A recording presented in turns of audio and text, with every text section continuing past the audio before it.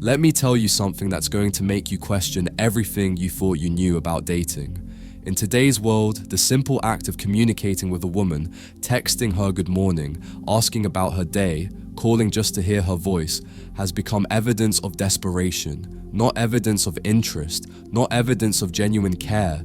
Desperation. You could be a successful man with options, ambition, and a life worth living. But the moment you reach out consistently, the moment you show up with real communication instead of calculated silence, she starts categorizing you. He's too available. He must not have other options. Why is he so eager? And just like that, your effort becomes your crime. Your presence becomes your penalty. Your consistency becomes the reason she loses respect. This is the insanity of modern dating. The very behaviors that should build connection, communication, availability, presence have been twisted into red flags. And men everywhere are walking around confused, wondering why doing the right thing keeps getting them punished. Here's what's really happening. She's not evaluating your words. She's evaluating your scarcity.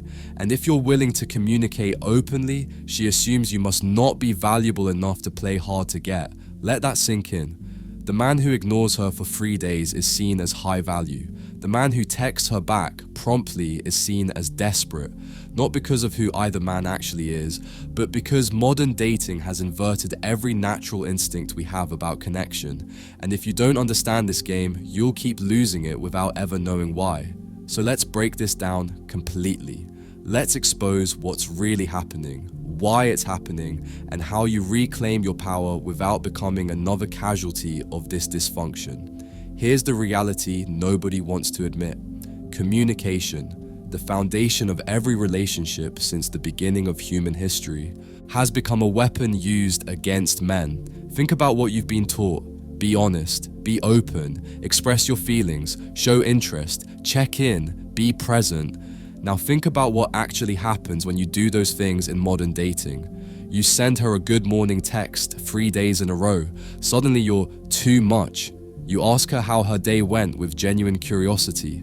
Now you're clingy. You call her instead of texting because you wanted to hear her voice. You're moving too fast. The bar has dropped so low that basic human interaction is now interpreted as red flag behavior. And here's the twisted part. She's not actually reading your messages. She's reading your behavior pattern. She's measuring how available you are. She's calculating what your communication frequency says about your options. Her logic goes like this. If he's texting me this much, he must not have anyone else to text. If he's this available, he must not be in demand. If he's this interested, he must be desperate. It doesn't matter that you're texting because you genuinely like her. It doesn't matter that you're available because you're making time for her. It doesn't matter that you're interested because she's actually interesting to you. None of that matters. What matters is that your communication violates the unwritten rule of modern dating. Scarcity creates value. Availability destroys it.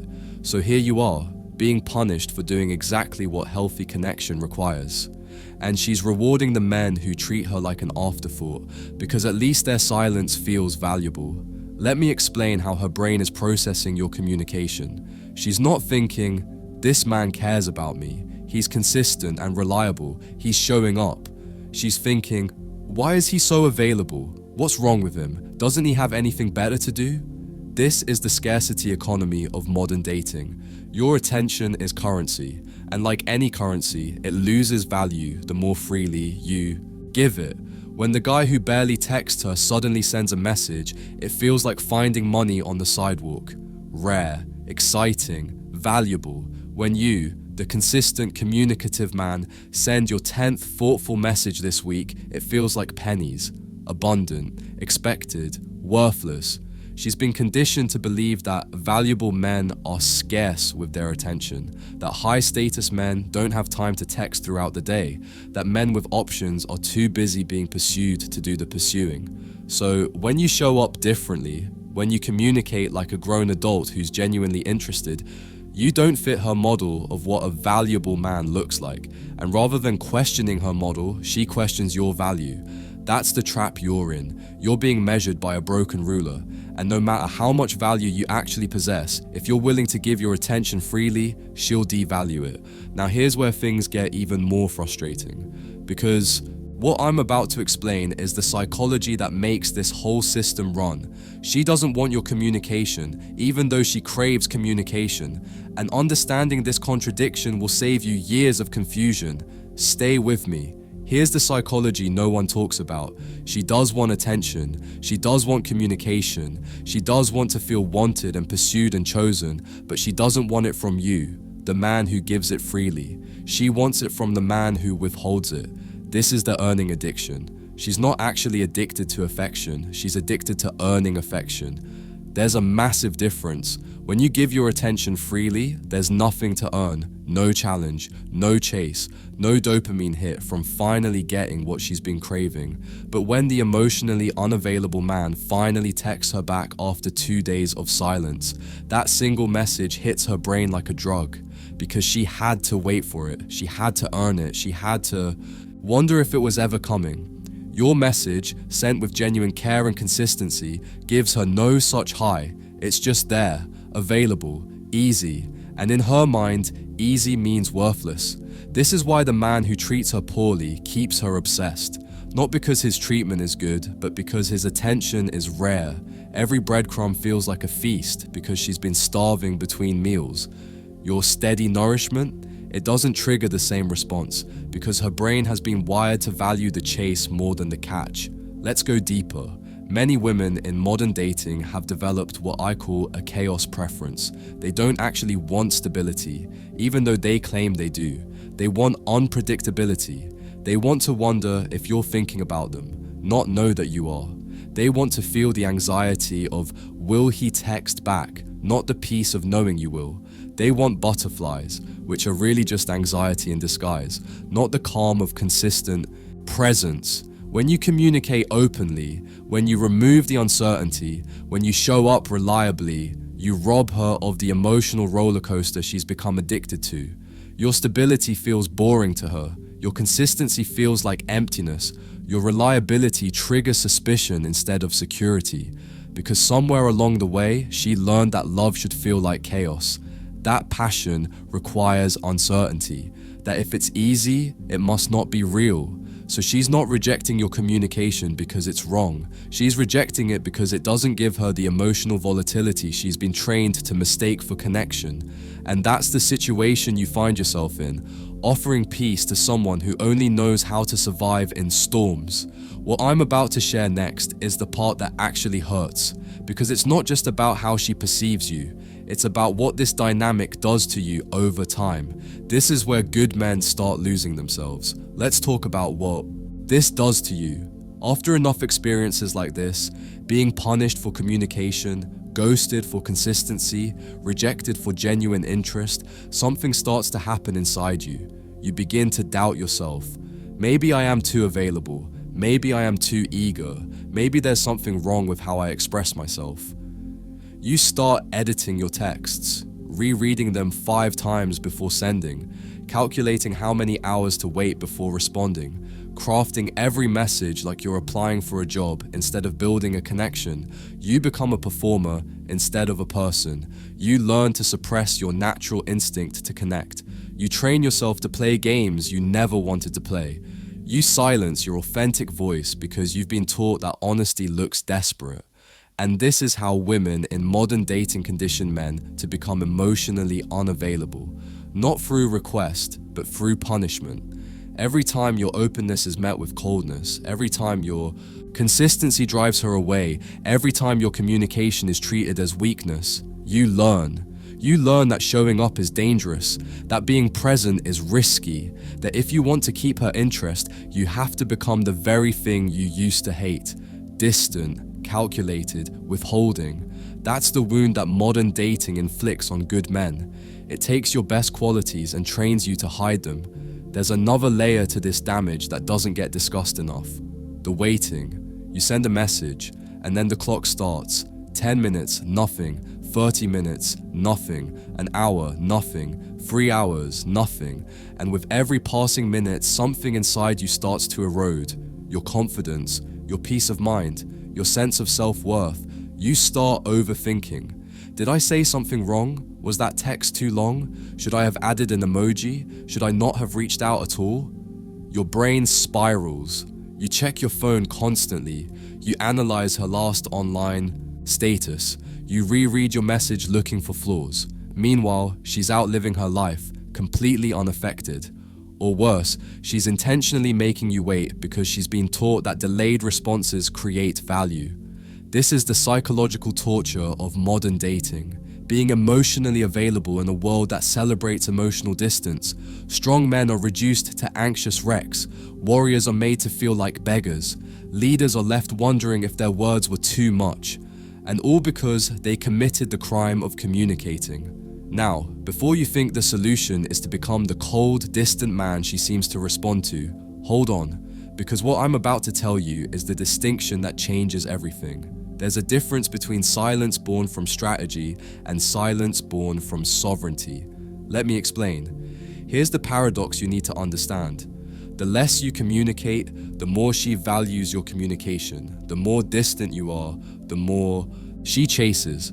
The more unavailable you become, the more obsessed she grows. It's completely inverted from how healthy connection actually works, but it's the operating system of modern dating. So some men hear this and think, great, I'll just become the silent, unavailable guy. I'll make her chase. I'll withhold my attention. But here's the problem with that approach. It works on the wrong women. The woman who only values you when you're distant is not a woman who values you. She values the game. She values the chase. She values the anxiety of not knowing where she stands. And the moment you become available, even years into a relationship, she'll lose interest again. Because it was never about you. It was about the dynamic. So yes, you can play the game. You can become the unavailable man she responds to, but you'll attract women who only respond to unavailability, and you'll build relationships on foundations of artificial scarcity instead of genuine connection. That's not winning. That's just losing with extra steps. So what do you actually do? You don't play the game. You don't become silent. You don't manipulate your communication patterns to trigger her psychology. Instead, you do something far more powerful. You observe and filter. Here's what that looks like. You communicate authentically. You reach out when you want to reach out. You ask about her day if you're genuinely curious. You text good morning if that's what you feel like doing. But here's the key. You watch how she responds. Does she match your energy? Or does she make you feel like a burden? Does she engage with genuine interest? Or does she reply with one-word answers? Does she reach out too? Or is the conversation always one-sided? Her response tells you everything you need to know, not about your value, but about hers. If your communication causes her to pull away, she's revealing something about herself. She's showing you that she's not mature enough for genuine connection. She's advertising that she's still addicted to games and chaos. That's not your cue to shrink. That's your cue to exit. Now, I want to give you the framework that separates men who waste years on the wrong women from men who quickly identify and find the right ones. This is about protecting your energy, not suppressing your voice. Listen carefully. Your words have value. Your attention is precious. Your communication is a gift. But it's only a gift if you give it to someone who treats it as one. When you text a woman and she takes 8 hours to respond with a lol, that's not connection. That's disrespect packaged as casualness. When you reach out consistently and she only engages when she's bored or needs validation, that's not a relationship. That's exploitation. When your effort is met with indifference again and again, that's not a challenge to overcome. That's a sign to leave. You teach people how to treat you by what you tolerate. If you keep communicating with women who punish your communication, you're training them and yourself to believe your words don't matter. So here's the boundary. You don't text to fill silence. You don't call to chase comfort. You speak when there's something worth saying. And if it's met with disinterest, you pull back without apology. Not as a game, not as a tactic, but as self-respect.